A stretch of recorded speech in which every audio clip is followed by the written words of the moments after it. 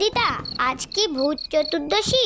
ভূতদশী আবার কি? আজকের দিনে ভূতেরা চারিদিকে ঘোরাফেরা করে, তাই তো প্রদীপ জ্বালিয়ে ঘর আলো করে রাখতে হয়, যাতে ভূতেরা ঘরে ঢুকতে না পারে। ও দিদা, সত্যি সত্যি ভূত আসে? হ্যাঁ তো, সত্যি ভূত আসে। ওরে বাবা, ভূত!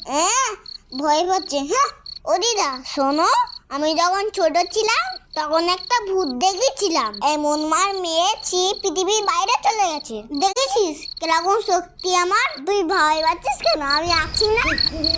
এই রে, কিরম ইস্যু হচ্ছে। এ দিদি, দিদি, এ দিদি, দিদি। কি হয়েছে? কি একটু চল না, পেয়েছে। কি পেয়েছে?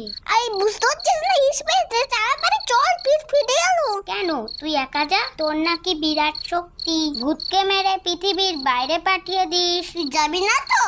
আমি এখানে ইসি করে দেবো। কি হলো, ডুম ফিউজ? আচ্ছা